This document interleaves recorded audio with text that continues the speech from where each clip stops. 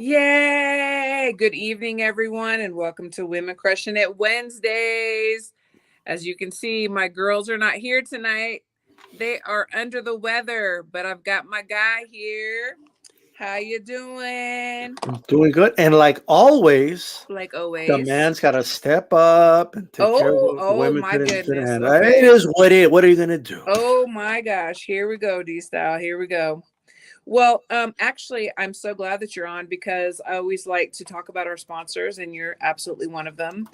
And the only thing is though you've changed your Monday nights. Can you please tell us about that? And thanks for your sponsorship always. Absolutely. You guys can tune into Hispanic Cosmic Panda. That's hashtag HCP. We want to share the content, by the way. But it is going to be a 9 p.m. Eastern every week. That is going to be the more or less the time slot every Monday. We also have a new show, ATP Extra, ATP X on Cali X Boxing after the roundtable every Oh, Thursday. X. So is that after the show? That's going to be after the roundtable every Thursday. Ah. There we go. You know what I mean? So I I'm do just have a saying. question about that though. So And Mark you Nash should said say what's up to the king too, because there's one queen, and I'm just putting that out there. You know what I mean? they're waiting on the king. They're waiting on the king. No, but I have I'll a be a question jester. though. How about that? So you said that there's going to be after the roundtable, there's going to be the extra, the Hispanics causing ATP panic. So, X. but what can you possibly talk about on that you didn't talk about during the show? Like what do we have to look forward to? Oh, first of all, Monday obviously it's the ATP podcast. Everybody knows about that Mhm. show. That's covering basically the weekend, the fights, and maybe Okay. some extended stuff like that. That show's going to be on the podcast. That's going to be on Apple and on Spotify. So we got to keep it a little clean on that show. That's all I'm going to Gotcha. say. We can't get too crazy now. Gotcha. Especially Gotcha. nowadays with cancel culture and everything. You got to keep it down a little Oh, bit. You know what I mean? you're not Got to lying. tame the dragon a little bit, but on extra after the round table, it's a full panel that we have on. So it's going to really tackle on topics that either ATP or the roundtable maybe did touch on, but we can go a little extra with it, right? Okay. And Yeah, and, and, sure. and some controversial topics and stuff like that. Yeah, that It's you going want to to be dig deeper into? a little Sure. more on the like living on the edge. You know what I mean? Yeah, I definitely do. That's why we're not on those things, on those platforms, because we like to live on the edge. That's Women right. Crushing It Wednesday, every Wednesday. But if you're just joining, yes, my girls are out sick tonight, so give them a prayer, a shout out. We miss them, and And thoughts and prayers to the victims that there was just another mass shooting in America, another mass shooting here in El Paso at the mall. Unfortunately, I was at the mall. Like it was a good amount of time. It was like 4 hours before it happened, but still, it's so surreal. You know what I mean? I was right there at the mall. I was right there in the entrance where it happened, and then hours later, I'm getting texts and people are, "Are you okay?" I'm like, "Why wouldn't I be okay? What the hell's going on?" mm, And then I heard about the shooting. It's crazy. yeah, prayers to them. That's horrible. So, were there a few people that were shot? Was anybody The killed? reports are saying four were shot, and one is confirmed dead. God bless them. So God bless them, man. And Sad. it's like, why all this useless, unnecessary crap that goes on? It's just I don't get it. I don't get Yeah. it at all. God bless them. Last weekend we had a great weekend of boxing. Mm. And the one that Mario Barrios, we'll start with him. Or was there anybody else on the undercard that you saw? Because I was working, and so I caught the fights like towards the main event. I think What the are some main of the one fights? is. I think the Mario Barrios one was the one that caught my eye. He Yeah, looked good. I mean, Mario Barrios has never been a terrible fighter. They kind of threw him to the wolves with Tank, um, in my opinion. And he actually, I had him up on the cards before Tank stopped him, which is crazy, right? And I think the size difference did kind of was part of the reason why he was holding his own against Tank, to be honest. But hmm then, and with Thurman, it was like, they moved him up, and his first fight is against a former unified champion. Like, what's going on over here? So those were two rough outings for him. When I just don't think he was ready. But I think with the right guidance, maybe Mario Barrios could be like a gatekeeper or something. You know what I mean? Which plays it's still a vital role in which boxing. I'm sure he totally appreciates that. But it is what it is, right? Yeah, I mean, look, obviously, no fighter is going to say, "Oh yeah, that's what I want to be a gatekeeper." I mean, obviously, he Right. wants to be a world champion again. but it's a welterweight division. That's a darling division. That there's so much talent there, so much. We have an all-time great, in my opinion, in Crawford right there. You know what I mean? And then you got Spence, who's a monster in the ring. You have Stanionis, you have Virgil Ortiz. So Which I'm it's not an excited about offense. that matchup. Yeah, you got Boots. So no offense to Mario Barrios, but No, I get it. I get it it. is I get what it you're is. saying. I mean, he is a name, and people can fight him to move on up the road. So I get what you're saying. I agree, but I do think that he looks good.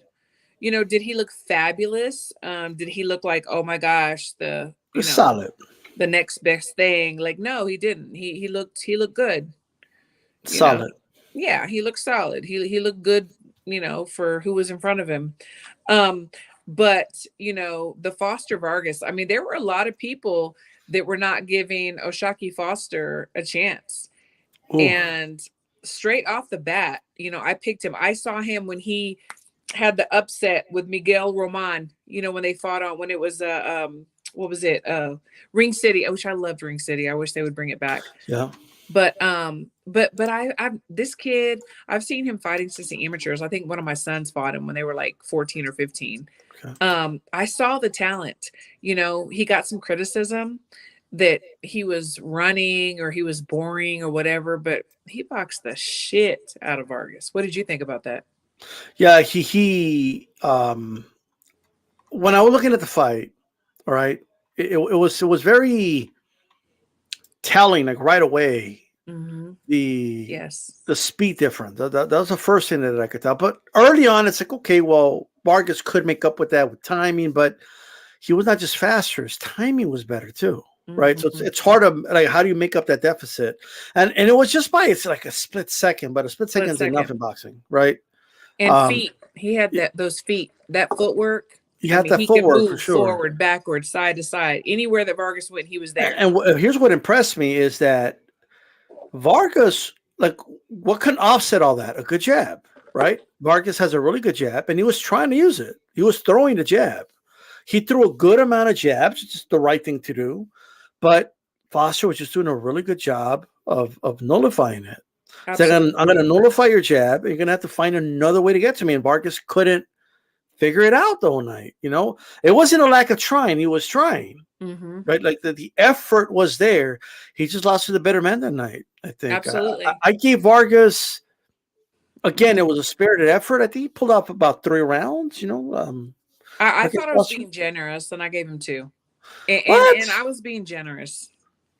Oh, like you're being generous. I was being very generous. My husband was like, no, I was being generous with 2. I still can't believe. I wish I would have known he was the underdog against Miguel Roman. I saw Miguel Roman here in El Paso against Escalante a couple of years ago, and I would have been the first one to tell you, footwork beats Roman all day. I would have been the first one to tell you that. I know he was an underdog. Yeah. I mean, O'Shaquie was the one that was like the underdog. He was not supposed to win, but I mean, I knew he was going to win. Did you ever watch Shockey and Roman fight, or like whoever? Of course, I watched it. No, I'm talking about the bookies that made Roman the favorite. I guess not. No. What's going on? No, yeah, the matchmakers, and then showing the manager of Roman, like, "Are you sure you want to fight this guy?" But okay, whatever. They thought it was going to be a walk in the park, and no. Well, in fairness to Roman, he's actually from Ciudad Juarez here. That's why he fought Escalante those years ago when Escalante was from El Paso. But in fairness to him, he's a veteran, right? He knows all the tricks in the book. Sure. So I'm sure it's a good learning experience for, Foster, and a good type of fight to have. He had a couple more after that, but he did. I think he had like two more. Yeah, like so this was I think it was just one of those situations where I think, stylistically, maybe it's not the best style for Vargas to fight. I think Vargas, I still feel this way. You're going to think I'm crazy probably, but I still think Vargas beats Navarrete. I still feel that way. Really? Yes, Navarrete. Because Vargas he boxes off a jab. He uses he boxes, right? And he has a chin, which I think would offset Navarrete a little bit. Yeah. In my opinion, I think Foster beats Navarrete too. Oh, I definitely do. especially with his footwork, Yeah. and his range. He knows his range. He was so calculated. He knew where to be and where not to be. And sometimes, like, one thing that I do, and some great coaches do too, and what we do up here is, like, don't only punch where they're at, punch where you think they're going to be. Like, I mean, if I'm going to jab you and you're in front of me, I'm also going to jab to my left because you may step there. It's like, but wherever you Yeah. think they're going to step, whatever their pattern is like, you have to also meet them there too. It's not everything. Nobody's just going to stay on the line. I mean, some people do, but you shouldn't just stay on the line. You shouldn't just concentrate of staying on the line. So, and I think that's what Vargas was doing. He just thought, that Foster was going to be right here, right there, and I'm going to knock him out or whatever. And yeah, he definitely got a lesson, a boxing lesson that night, in my opinion. 100%. And then, of course, the translator, what's his name? I always forget his name. He always translates wrong for Showtime. God, what's his name? You mean the interpreter? Yes, I'm sorry, the interpreter. Okay. Speaking of people getting things wrong, not the translator, the interpreter. But I don't. Is it De Jesus? Was that him? I don't remember. I think it is. Okay. Yeah, but he always says the wrong thing, and it's like, Vargas was like, "Oh, he was running." Is it the one that Canelo like corrected? Yes. Well, when he goes like he's like, after he said what he said, he goes, and yes, like, I didn't say that.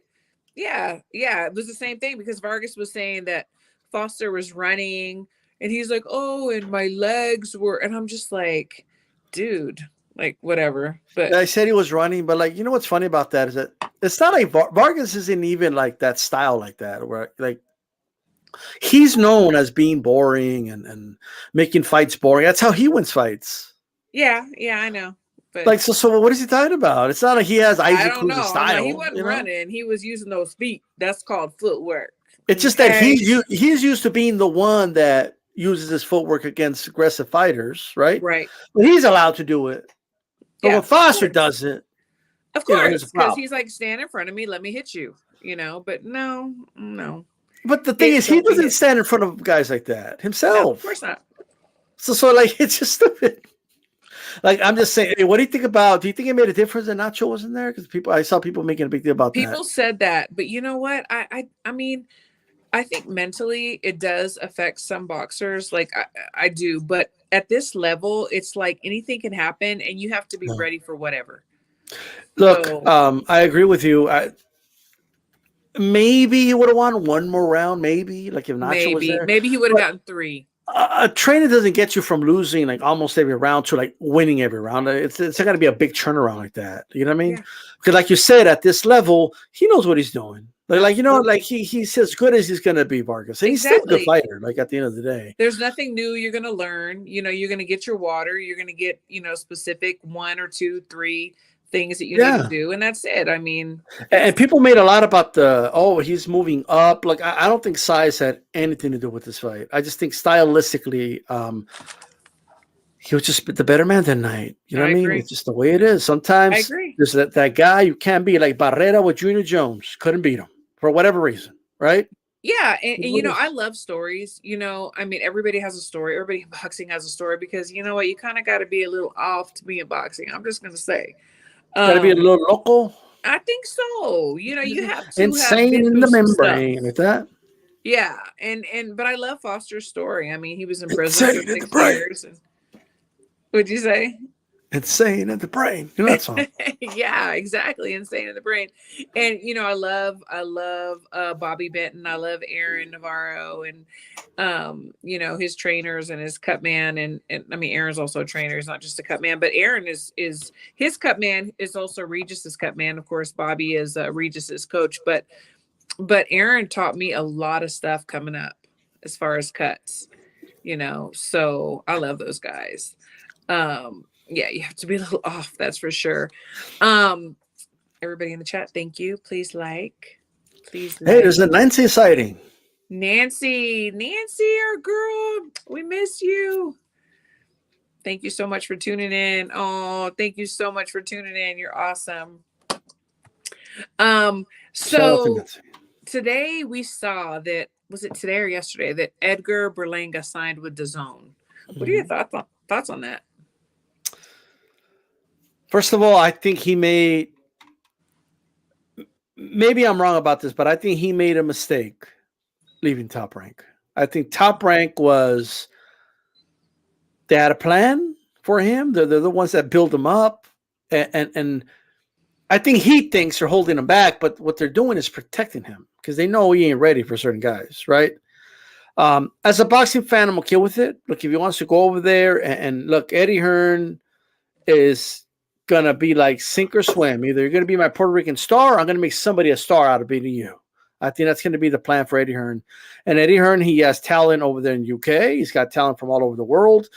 He's either going to make him a star or he's going to make somebody a star by being the guy that stops Berlanga, beats him, whatever it is.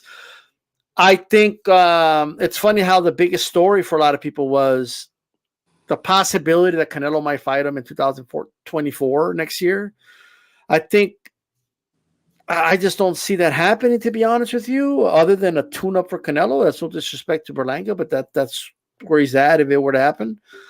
But I don't think we're going to see that fight anyway. But I just think when Eddie Hearn says things like, oh, I'm not counting out a Canelo fight, Mexico versus Puerto Rico, it's a big fight.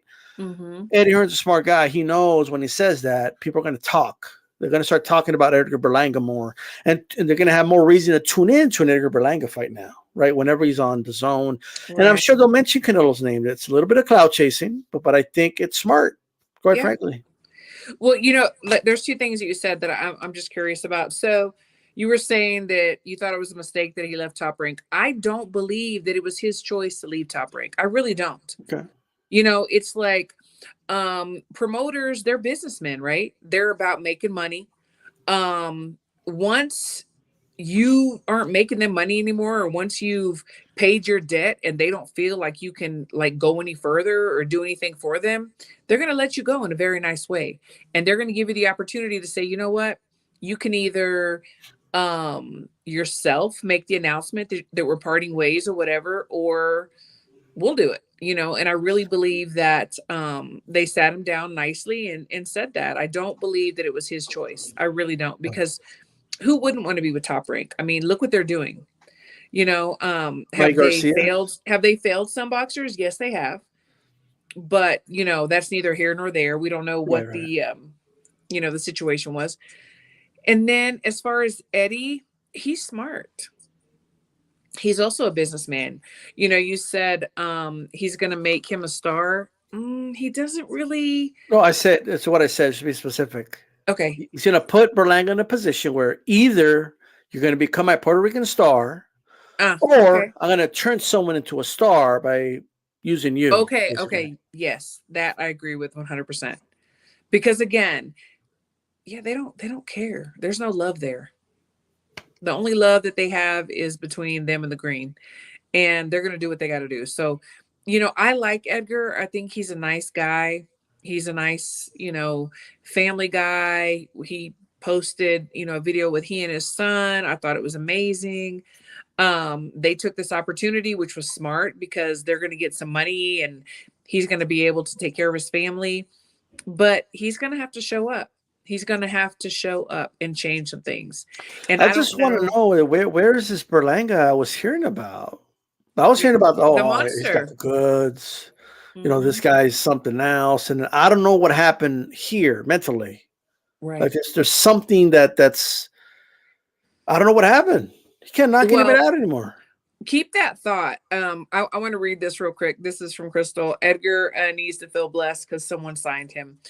I get what you're saying. I do. I really do. But you're saying what happened. There's so many right now, and we're going to talk about some that are coming up where they're riding the wave. It's like they do really well in maybe the amateurs, or they have a couple of fights where they do really well and they ride that wave. But the thing is you can't just ride the wave. You got to get in there and put the work in. Or they surround themselves with people that are champions and putting in the work, and they feel like they're part of that. Yeah. This is an individual sport, and they got to put the work in. They got to be in the gym. And sometimes you have to sit back and say, you know what, my coach isn't doing it for me. I got to find somebody else, or it's them and they need to like put the pedal to the metal. You know, I I don't know. mean, I think there was a time where Berlanga was seen as like the future of Puerto Rican Yes, boxing. they Nobody were was talking calling him about the it. monster. Yeah, knocking everybody Nobody out. want to hear anything about Xander Zayas. Nobody want to hear anything about Amanda Serrano. No, nobody want to hear Yes. nothing. Hey, Berlanga, right? Hmm. And that's all. That's all I heard. And then he was dancing with Snoop Dogg in videos, and he like rappers are showing up to his fights. And Yeah, let me tell you something. A good friend of mine once told me, once a rapper starts showing up, it's a rap. really. Very interesting. Like what happened to Corey Spinks when he came out with what did he come out with? Like they were rapping on the way to the ring, and then Judah knocked him out. It's a rap. Wow, that's crazy. I mean, you know what? Now that I think about it, that's funny. Yeah, Fat Joe came around, with Berlanga over. mm-mm-mm. You know what? So, Good for Berlanga. I'm glad. I'm happy for his family. I'm happy for him, but I hope that he just doesn't like move here to here. I hope that and I don't he's want to interrupt. here. Really Huh? quick, Okay. Canelo takes a picture with Nas, hangs out with him at the bar, and then he loses to Bivol. I'm just putting that out there. Okay. All right. Rappers, stay away from our boxers. Just saying. But I want Edgar to say, okay, I'm not just transitioning. I'm going to go from here. It didn't work here. There's got to be a reason why. Let me have a meeting. Let me think about what I need to do. Let me get back in the gym and do this and that so that we can like elevate and take this opportunity and take it to the next level. Don't stay the same. I don't want him to just be complacent and mid. I want him to like really think about what happened, but I don't know that he will. I don't know. We'll see, right? Probably won't. But I wish him the best. I do. I like him. He's a nice guy. You and I were talking before the show, and we were talking about how the WBA had ordered super middleweight Triple G and Lara to fight, and you said you don't think it was going to happen. Why is that? Well, first of all, I'm glad you said Lara, right? It's Lara, people.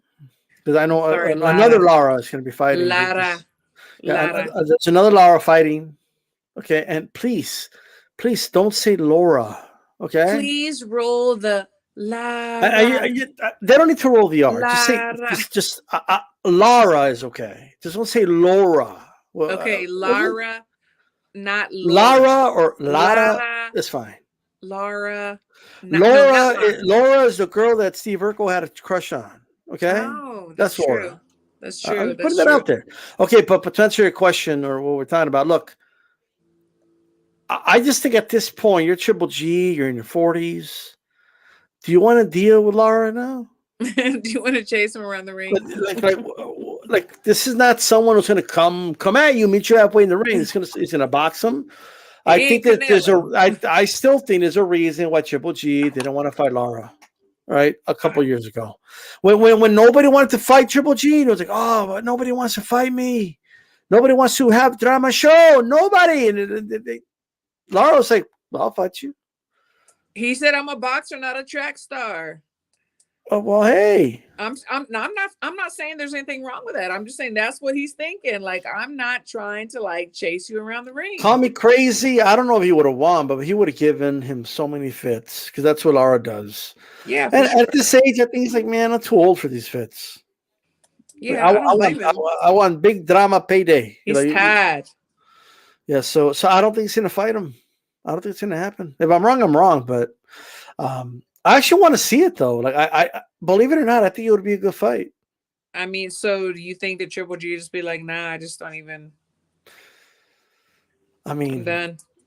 Probably. Okay. He's just made a lot of more. He made a lot of money fighting Canelo 3 times. He did, but it's like these boxers, you have to sit them down and say stop because they've got that fight. It's like, oh, one more fight, just one more. One more drama show. I can beat him. Just one more. Yeah, maybe he does feel he could do it, but I just don't know if Lara is the option he wants. No, I mean, but it was supposedly ordered. Yeah, so but what? sometimes things get ordered and they don't get delivered. No, sometimes, all the time. I'm just That saying. is that is so true. So the girl fight that I was really impressed with, Serrano Cruz, was Shadesa Green and Sedaros. Did you watch that fight? I did not. Oh, that's a shame. That's a shame because this is a two-part conversation. Okay. So Franchon Cruz had also fought her, and Shadesha had stopped. She stopped her in the sixth, and it Okay. went all rounds with Franchon Cruz. So Well, now Shadesha Green and I think I saw Franchon. her on the Boxing Voice earlier. Oh, I'm thinking of the same girl. So I think Shadesha was just on a show recently, and Okay. so was Franchon, because Franchon was in the audience. She was like going to see, like, who am I going to fight? Am I going to have a rematch with Sedaros, or am I going to Hmm. fight Shadesha? Okay. And it was a good fight. Like, Shadesha, she's tough. She could take a punch, because Sedaros, she's freaking huge. Do you know who she is? Ellen Sedaros. I mean, Well, she looks like I she's eight just feet tall. I just know her from the fights you mentioned, but Yeah, I don't know her. Know she her was like tough. I don't She hang was out with tough. her. You know what I mean? Oh, you don't? Oh my gosh, everybody hangs out with her. Everybody in boxing, no. But she was tough. There's only like 12 women in that division. I could probably just look them up tonight and know them all. Oh, you can. No, but it was good. So, but I'm really curious about the fight with Shadesha and Franchon, because they both don't care. Like, they're both gonna come and get it. Yeah. So that's You know gonna what? be a That's how you make fabulous fights, though, matchup. right? Like one of the most traditional ways to make fights is you get someone who didn't beat the champion, right? But you put them against somebody else, and then if they Absolutely. beat them better than the champion did, Yes. talk happens. That's what people are hoping happens with Benavidez' plan. Like they're hoping Benavidez stops him sooner than Canelo did, and people start talking. That fight. Let's talk about that fight. Who do you have? Mm. Like, what does your gut say, and what does your So brain here's say? how I'm feeling about it. So I've always said, and I'm probably going to stick to this, but I have more thoughts here. So Okay. I think Plant looks good for about half of the fight, and then that meter on the gas tank goes to E, Mm-hmm. and then I agree. Benavidez takes over. And I think because Benavidez has stamina for days, and I think he's not going to stop. I think he stops Plant late. Is what I believe will happen, right? Okay. And I'm still kind of sticking with that. But number one, and I know it's a waste of the fight, but I saw them at the they did some media thing where they took off their shirts. They were shadow boxing. Like Yeah. Benavidez don't look in the best of shape. I'm just putting that out. He looks like a cruiserweight out there. I'm saying, you know what I mean? I'm just saying, all right.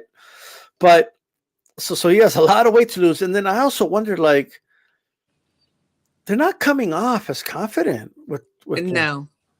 Like No. there's things like That's what I was going to say. That. they're doing a little extra, a little too much. Yes. And They're for too those emotional. and then you have to wonder, like, what did Plant do for you to hate him that much? Like Mm-hmm. that nobody Mm-hmm. else has done.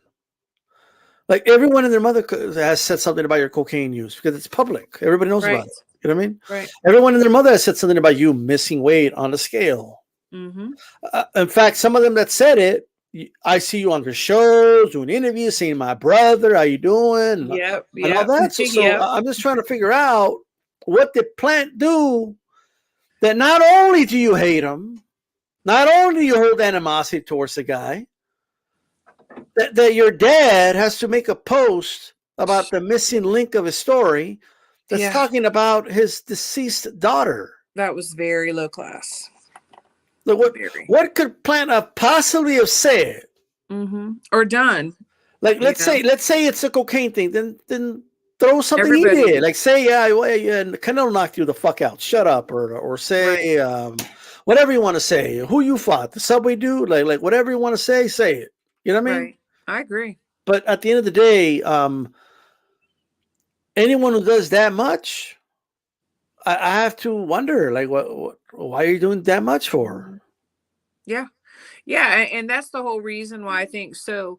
if I had to give Caleb Plant some advice, I would say, please, for the love of God, make sure that your strength and conditioning coach has you on point so that you can go every single round the same, that you don't start fizzling out, because that's what we see in him. He is an Yeah. excellent boxer. I think that he has great defense. I think he has great footwork. Yeah. But his flaw, in my opinion, is that he does run out of gas. And Benavidez and his dad, to me, for this matchup and this fight, I agree with you. They seem to be so freaking emotional, and it's like, Well, so then I why are think, they always emotional with him? but this is so much more to me, just What like did you Plant said. do to them? And the thing is, too, is like, I'm thinking, so if Benavidez's dad is that way, so this is the example that he's seen. So it's going to be so much more amplified with him. And that's why I believe that if Caleb Plant is 110% as far as conditioning, he's going to beat him. He's going to beat him. And if he's not, I still think that Benavidez won't look good if he beats him, because he is too emotional. I think he's going to cut his punches off, and he's going to rush in, and he's going to try to just like knock him out, and he's not going to be thinking. He might get caught with something. But I think that I think Caleb could win if his conditioning is on point. Yeah, his condition is on point. And the other thing is, Benavidez has a high output, right? It's true. All those things are true. Yes, But yes. what offsets guys with high outputs? Counterpunching. What is Plant good at? Counterpunching. But yes, right? but too, like, you're right. And if Benavidez was smart, he would counter the counterpuncher. Like, he would be first, he would be second, he'd be third. Yep. But I don't see him doing that. I see him just going in there and try to knock his head off. And then so I see that that's an advantage for Plant. He can sit back, see what's going on, and he can adjust and use his feet. He's got great feet. He's got really good feet. He does. I just think I don't know if Benavidez could counter the counterpuncher, though. I don't know. That's what I'm saying. He would have to, but is it going to happen? No. See, he's the one thing, come in there ready to kill him, knock his head off. Yeah, I mean, I think that would be a mistake. I think he needs to gradually pick up the pace round by after round, and we'll see. I think, can he contain his emotions to be able to do that? That's the question. Can he do that? I think he will, but maybe not, because again, there's something. They're being kind of extra with this guy. There's something there. We don't know what it is. It's like bizarre too. Like, did you ever see that clip that everybody talks about when it started? It was with him and Jose, right? And it was like the entire the entire Benavidez clan was right there, like with one Caleb. Like, what is it about this one dude? Oh, in the gym. Yeah. Yeah, like what's I'm just saying, Yeah, it was ridiculous.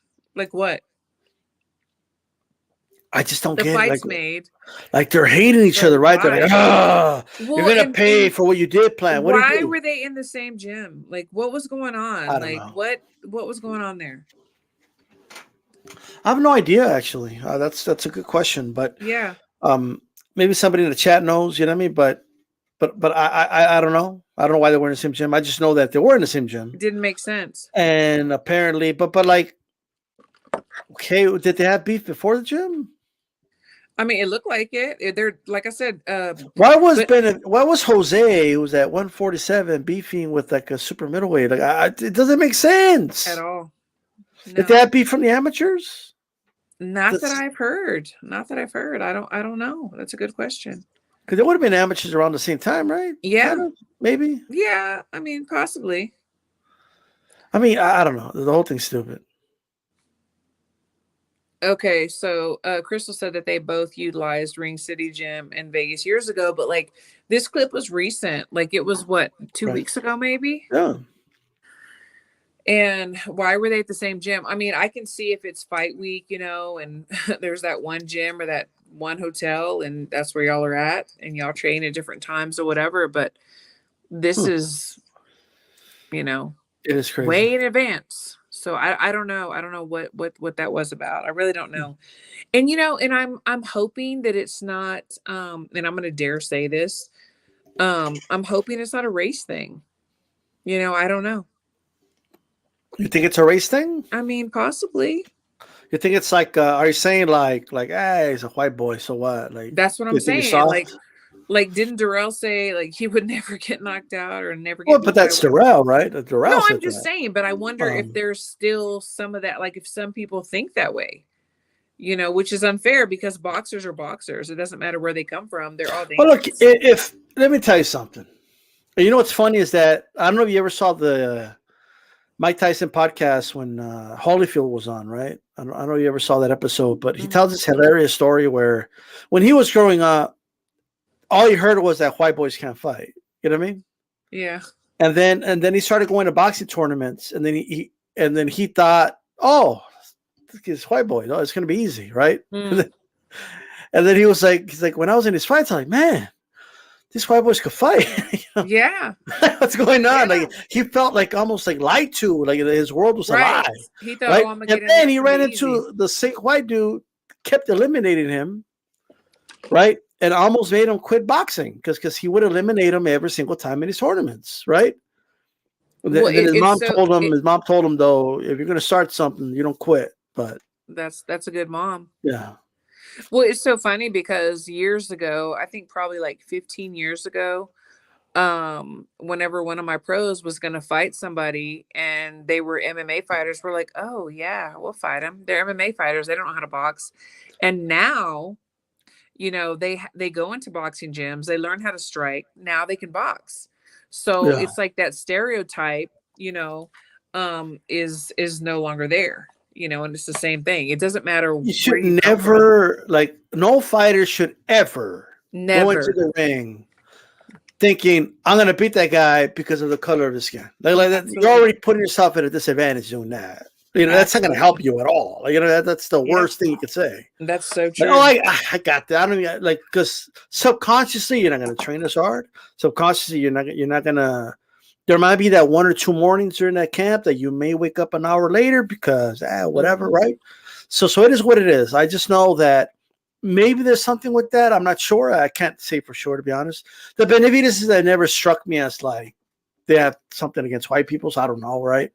But maybe it's not like against white people. It's just like against white boxers, or not like against them personally, but like we Mexicans and we blacks, we run shit. Like, y'all just you're a white boy, it's just something like there could be that element in it. You know what I mean? Maybe, so and that's dangerous. And sometimes not even race. Like sometimes it could be like ethnicity or nationality. Like remember that guy? I forgot his name. But he went to England to fight Conor Benn before we found out the whole Conor Benn thing. And he started talking to him like he tried to intimidate him, like be prepared for the fight. And then Conor Benn just started talking in Spanish to him. Remember that? Yes. No tengo miedo a nadie. Like yes, yeah. He was trying to intimidate him because he was an English boy. You know what I mean? You're from England. You ain't tough. Yeah. You look, man, and you already said it. Like if they already decided to become boxers, they're tough. There's you don't like. You shouldn't be questioning if they're tough or not. Yeah, they're not cheerleading. They're not nothing against cheerleaders. They're not playing tennis. Nothing against them either. Or playing golf. But if they want to go into a boxing gym, you need to. They're already a little cuckoo. Yeah, absolutely. They're already tough. Like if there's one thing for sure is that they're tough. If you get an adrenaline rush when you get hit, and you just like, beware. Don't take them lightly. You might be onto something there, though, man. Maybe there's like that element of like, that's just what I think. Boy. What's up, white boy? What are you gonna do, white boy? Like that. They're very like sangrona about this. This is like, like but they gotta realize this isn't a white boy from Beverly Hills. Hello. It's not. This is not some. This is not a trust fund baby from Beverly Hills and shit. Exactly. Like this is a dude that grew up in a trailer park, okay? And boxing got him out of the gutter. Like you think this dude ain't tough? He lost a child. It's like, and the mother of his child came and spoke. It's like, you know what? We've all made decisions emotionally for things. Not, we never think the worst. We think about the future, which maybe we Mhm. shouldn't. Maybe we should think about the here and now, but we always thinking about the future. And I believe, Caleb was like, this is my future. I have to do this so that me and my baby and you can be okay. And then things go awry. And then in retrospect, Caleb told me everything I needed to know about him and his lead up to the fight with the Subway guy, right? Not I wasn't crazy about the fight. I was kind right, of, but um, I still remember like at the press conference, and he just laid it out and he said, "Look, this is all I got, boxing. I don't know how to do anything else. This is it. This guy over here, he has a degree and I don't know what. He went to university. If he don't make it in boxing, he's going to be fine. Me, yeah. this is all I got. Like if I don't make it here, okay, I'm in the dirt. Like he did it quite. I'm paraphrasing, but No, this, yeah, this is all but I this have. is This is it. this is all. Yeah, this is it. That's a You know, dangerous man. You know what I mean? Absolutely. And now he has a wife and a child, and and this is what it is. I don't know. We can always say, "Oh, I would have done this. I would have done that." And we don't know what we would have done. Well, You know. if we want to kind of go through some of the stuff that was said in that article, um, that I read through, and I just look, I get it, but I don't, right? So, and maybe you could provide a woman's perspective and a mother's perspective as well, actually. But so one of the gripes that she had was he refused to get out of a tournament for the birth of his child. So she and him decided to do like an early, I forget, like induced birth, right? Yes. What I didn't like about that, because even though the article didn't flat out say it, but we already know that the child died young, Right. right? So it almost implies that him refusing to leave the tournament and then deciding to do the early induced birth, it almost implies That that he was the reason, that could be the reason which why. which is totally false. First of But all, just putting that out there is like no, bad no, no. And, energy. and I'm going to tell you from a woman who has had many children, and some have been induced and some haven't. A doctor is not going to induce a child if there's a risk of something going wrong for you or the child. So if they do induce, it's because they need to induce because of maybe another situation. I don't know how long her term was or whatever. I'm not going to even pretend that I do, but a doctor is not going to say, "Oh, we're going to induce on this day." As a matter of fact, I mean, I've been told, and my daughter-in-laws and other people I know have been told, "No, we're not going to induce because you have to go full term or whatever. If you go beyond that, then we will." Yep. Nobody's going to say, "Oh, you have a tournament, let me induce your baby." I mean, that doesn't happen. That's ridiculous. Yeah. So I mean that was put out there, and then of course the and I could kind of relate to this a little bit with my own story. So um, not with a child, but with my dad. But so apparently, when the child died, Caleb told the story to that he remembers hearing them getting the news that you know Yeah. that the child was sick. You know what I mean? Mhm. Mhm. Um, and she says he wasn't even there. He was at his tournaments. He was doing his boxing thing. I was there by myself. He wasn't there with me. And let's say that's true, right? Um, when my father passed away, I remember telling because I was there when it all happened at the hospital, and then my stepbrother showed up a couple hours later, and he was there when I told everybody, and then I heard that he was telling people like my story, but that it was him, right? Sure, sure. But I didn't like make a big deal about it because maybe that was his way Of dealing with his of dealing guilt. with it.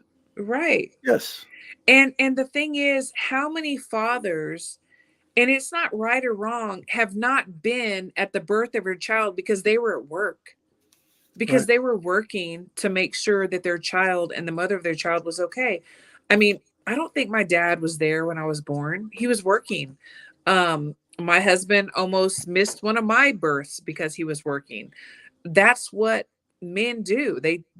To me, good men, they take care of their families. So if they're late or they miss it, It's because they're working. If they would have said, "Oh, he was out in the bar hanging out with his friends and he got the Yeah. call and was like, F that, give me another shot."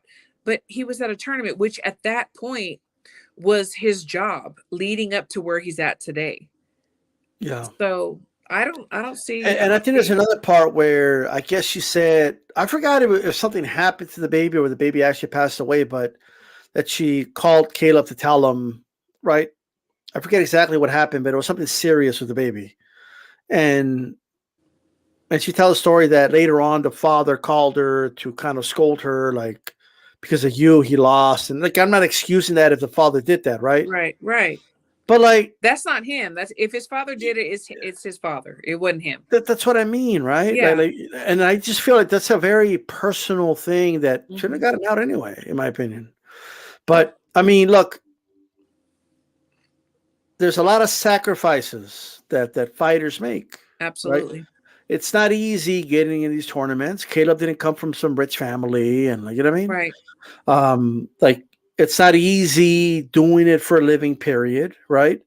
And Mhm. you don't control the amateurs. You can't renegotiate a new date. You know what I mean? Nope. That's not how it works. No, you fight who they put in front of you. Yeah, There's no, "Oh, I don't want to fight him." It's not and I'm enough sure at that whatever. age, Caleb and his dad knew, okay, you know what, you're good at this. This is, I think, you could be really successful at this, so that we're working at it. And from his perspective is, I'm going to provide for my child. Like, I want my child Absolutely. to have a better life. Yep. And you look at him manifest that today, right? Because he's in a good place now, He you is. know, Good for him. and that was his end goal at the end of the day. Mhm. That's how I see it. Like, nothing in that, like, nothing I read made me say, man, what a terrible person. No, and It's there. and all of us know his first daughter. I mean, he does not let her memory die, and isn't that what it's all about? Like, we Yeah. don't let our loved ones' memories die. Like, and that's Yeah. every time you turn around. I like him. I like Caleb. I have more respect for him. I like, the fact that, because ironic, this all came out after he won the belt against Statiki, right? Mhm. And in the lead up to that, because he was on the undercard of the Thurman Pacquiao fight. People forget he was on an undercard. He was on Fox actually before the pay-per-view. And he was telling the story of his daughter, right? And Yeah. how he dedicated the belt to his daughter. And he was at the Yes. grave and they took pictures with him and the belt there. And like, you know what I mean? And that's when the story came out, like saying, oh, this guy, he wasn't even there for her. And define there for her. Like, I would Exactly. like people to define that for me. Mhm. Like, how is a man there for their children? By physically being there next to the mother every single moment of every single day? Or Or do they got to be go out there and provide some shit? exactly so that your mother could be there. Right. It's like there's many mothers, and I'm sorry, that have to work and the father has to work. And so Yeah. nobody's there. But for a father to be able to be there so the mother can be at home, kudos to him. He was at Kudos. boxing tournaments. He wasn't like out doing drugs. Yeah, he was trying to build, his career for the future. I don't know. It's Plus, she kind of admits he was there at the big. They don't say it in the article, well, but she's bitter, obviously. I mean, he didn't she marry admits he her. was there by saying, "Oh, he was there in between tournaments." Like, well, yeah, Yeah, I of would think course. that's when Of he was course. there. Of course he was. Just like my husband is there when he's not working. Like, yeah. It's to me, she looks like a bitter woman who didn't get the prize in her eyes and he married somebody else. So, Here's what I know: like when you decide to become a prize fighter, okay, to become a fighter, and that like the difference between success and no success is nothing. It's like a little bit. So you can't afford to give an inch. Like, you just can't. You got to fight for every inch to make it to the top. for Period. sure.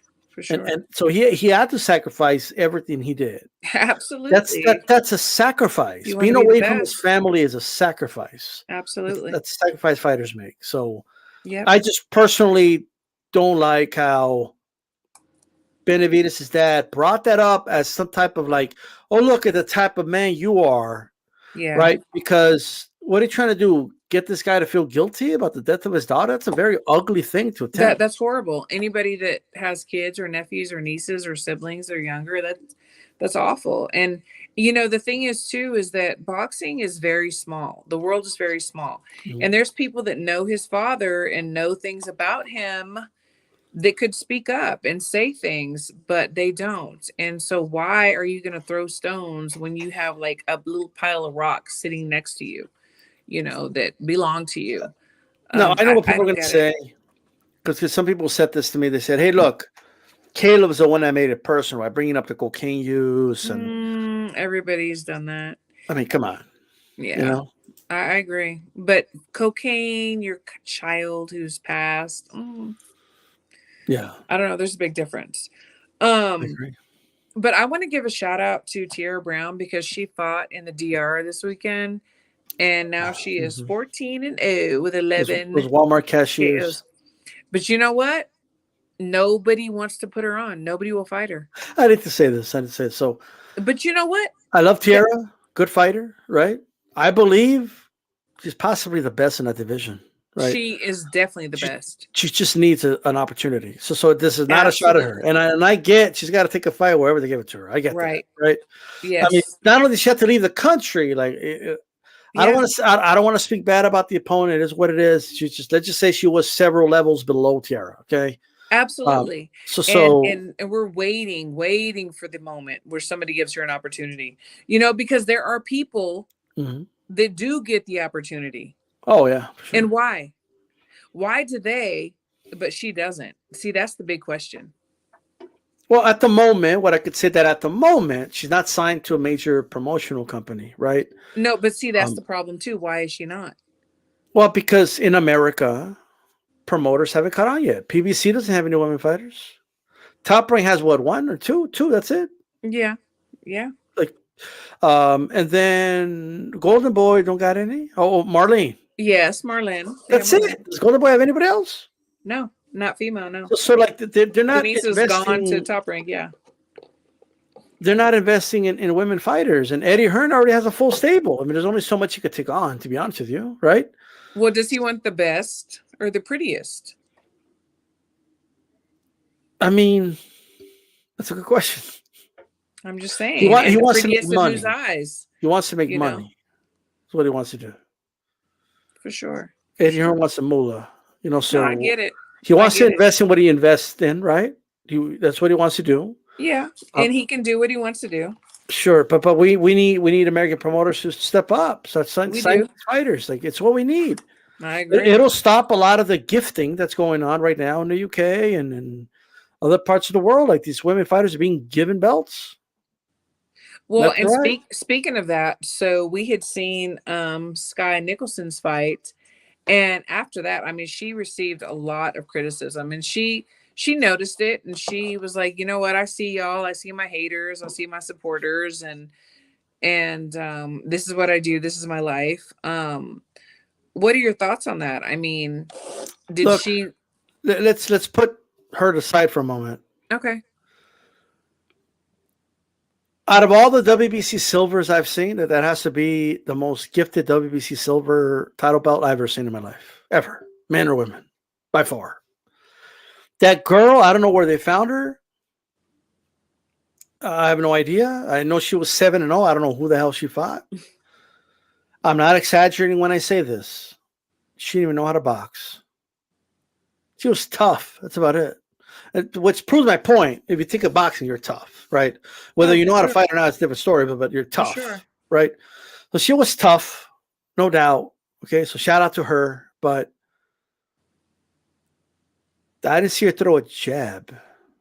And it's not because her arm was injured or because Sky did something to offset the jab, or it was nothing like that. It was just she didn't know how to throw a jab. And the trainer, like, I don't know what the hell the trainer was telling her, like, just keep doing what you're doing, like, and so I believe I felt bad for that girl. I mean, I felt bad for the girl too, but I felt bad because Sky was getting a lot of criticism, because I know that Sky is better than that, But I also believe that sometimes, as a boxer, you have to go and say, you know what, it's probably time for me to move on. And I don't know if she needs to do that or if she has to have a talk with her coach, but she has to have But what is she gonna do? well, she can do it, Do what but though? I mean, what were the instructions in the corner? Like there has to be more.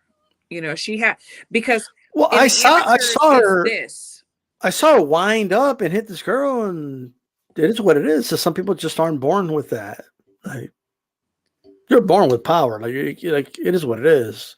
She don't got it, in my opinion. I mean, I hope the best for her. I do. I just think that she might need to make some changes. I mean, I see what you're saying. Like she can always make changes, improve. Mhm. What I know is that as of right now, a fight I would love to see, and it's a fight I think boxing fans would be excited to watch. And they could sell it. Like I think Tara Brown versus Sky Nicholson. You know what I Oh mean? my God. I would love to see that fight. You know, Uh, Tara Brown is very opinionated. She has a lot to say, and she has a lot to say with her fist in the ring, right? Yeah. And Tara. Tara Brown's in her prime. Tara Brown don't got no injuries, lingering, nothing like that. She ain't old. She's ready to go. That's all I'm saying. They won't take that fight right now. Why not? She said she was ready to fight Serrano.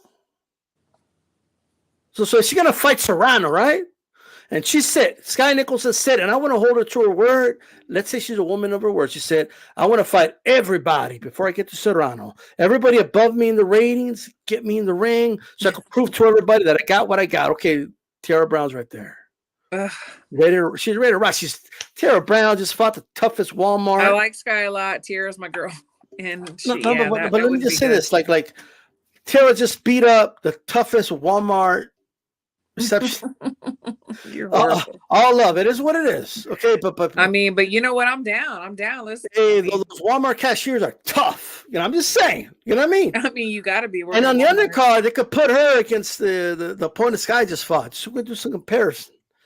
You know what I mean? That might be the fight of the year. You are horrible. But in all fairness, okay. Let's just do the fight. I mean, Tara Brown said she said, "Hey, I don't think Sky could beat me. What's up?" Yeah. So look, and again, I mean, well, let's rally for it. I mean, it'll be good for both of them. I mean, if Sky wants to prove that she is where she needs to be because of what she's done, then she should fight Tierra. And if Tierra is like, you know what, y'all, it's time for y'all to see me. I'll fight your top girl. Let's go. I mean, I think Sky Nicholson will do it. I think she'll do it. I believe in Sky Nicholson. I know Tierra. I think Sky Nicholson will get in the ring with Tara Brown and fight a fighter in her prime, ready to go, and that's not old and ready to rock. Okay. I think she'll do it. I know Tierra will. I know she will. Oh, Tara for sure. I mean, that's a given. You know what I mean? So, she went to a foreign country, okay, Kumite style. Several times. I'm just saying. You know what I mean? Yeah. Well, I hope she didn't do it. We just need Eddie to sign on the dotted line. Let's go. But I never want to see Jiffy in a cab and like Jiffy. I know who the hell that is, and then like the Bloodsport movie where she's kind of like in the dark, just moving around, wondering where she's going. Well, I don't even know where I'm going, y'all. What do you mean? I know. That was tough. For sure. That was tough, but the thing is that's what boxers have to do. They have to go to these foreign countries. They don't know who they can trust and they can't trust, to fight, to build their record because nobody's given them an opportunity. And then you have people that are marketable that maybe don't deserve the opportunity, but they get it. It's just not fair. I mean, it's life, right? By the way, what I said about Sky wanting to fight Tara, cat. Oh, yeah. So before we end, I want your opinion on this. So Adrian Broner says that Al Heyman has not paid him for 6 fights. But he said, you know what? F that money. I make my own money. I don't believe him. He himself, look, Adrian Broner. Why don't I even start with this? So First, he said, right, oh, he had me in an allowance. He was just giving me $10,000 a day. And then it went down to $5,000 a day. And at $2,500 a day. Then $1,000 a day. I'm like, and I'm adding Then this up, 200. right? Yeah. Let's start with 10,000, bro. Like in a 31-day month, that's $310,000, bro. But he was also flushing money down the toilet, which I will never forget. Yes, he was. But what I'm saying is, oh, you got your money, right? It's just that Al Heyman, right? Before you were complaining about it, by the way, when he was giving you $10,000 a day, you weren't complaining, right? Yeah. You started complaining when the money ran out, and Heyman was loaning you money and giving you $250 a day. But was it that? So JC said, "Why would you say f that money if that's yours?" So if he's saying he's full of shit, but that's what I'm saying. Nothing. So was it money that he had already earned? Adrian Broner, or were they advances? Christine, let me lay it out for everybody. Okay, Adrian Broner was being looked out for by Al Heyman like a little child. Okay, he made sure that child support was paid. This is what I firmly believe. I think Al Heyman was making sure that you got all these kids, you're giving all this money. Look, I'm gonna set you. I'm gonna have you in an allowance, $10,000 a day. Okay, you do your thing, and we're gonna take care of your taxes. And we're gonna take care of your kids with the child support. Okay, and if you do the math, $350,000 a fucking month, $10K a month, right? And then $5,000, that's $150,000 a month, right? And then you could get it to about $75,000 a month. You know, like it all adds up, right? He got his money. Promoters have been doing this for a long time. It's like they give advances and then you fight, they get their money back. Yes, and what was happening is that when his money would run out, I believe Heyman was loaning him money, but it wasn't the $10,000 anymore. He was giving like $250 a day or something, so he could have something to eat, train, whatever, right? And then he was feeling some type of way about it. Then he started feeling some type of way when they weren't giving him the purses he was making before. He still wanted to make, AB about billions type money that he was making like 4 or 5 years ago when he was relevant. Right. He still wants to make that money. That's what it's about. He spent all his money. He spent it all. And then he's saying stupid shit like, oh, he still owes me money. But you don't know how. He was asked, how much does he owe you? Well, I told him, fuck that money. Well, because you don't know what he owes you. Okay? Who's going to do that? Who's going to say that? He said, I haven't seen a check. Bro, I haven't seen a check for my job in years either. Okay, it's called direct deposit. What the fuck are you talking about? I haven't seen a check. So you need to receive a check. We'll send it to Walmart. But you know how much you earn. We all know how much we earn. Of course, we know how much. And my job owes me money. I know. I don't care if it's $4. I know they owe it to me. Right. Exactly. This idea that he doesn't know how much he's owed because he ain't owe nothing. No, I agree. Maybe he isn't owed nothing. Okay, he's a capper. He's capping. He's full of shit. I agree.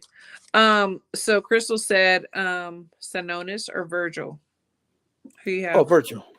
Me Easy. too. Me Easy. too. Do I think this is a good test for him? Yeah, I do. But he's going to graduate with flying colors. I think that Virgil is going to. He's going to graduate with honors in his fight. I agree. But I like this matchup though. I really do. Oh, I love the fight. I love the fight. It's going to be a great fight while it lasts. Yeah, it is. It really is. So before we say goodnight, any last words? Plug the shows. Well, look, just check it out tomorrow at the Roundtable on Ringside Reporter and Calix Boxing for HCPX or HCP Extra. And that's that. And we'll see you guys here on Women Crushing It Wednesday. That's with the girls, okay? Then you can say, "What's up, Queens?" D-Style did want to wear a wig tonight, though. I do have to say, he said, "Should I wear a wig? Should I not wear a wig?" I'm just saying. Would I pulled it off? Maybe not. There would have been, "Who's that ugly ass broad?" But hey, that's what it is. No, thank you, everybody in the chat. Thank you for everybody that tunes in every week or first timers. We appreciate y'all so much, and have a good night. We love you. 1, 2. Tierra's coming for you. Hey, say it again. 3, 4. You better lock the door. That's all I'm gonna say. Lock that door. Y'all have a good night. See you next Wednesday.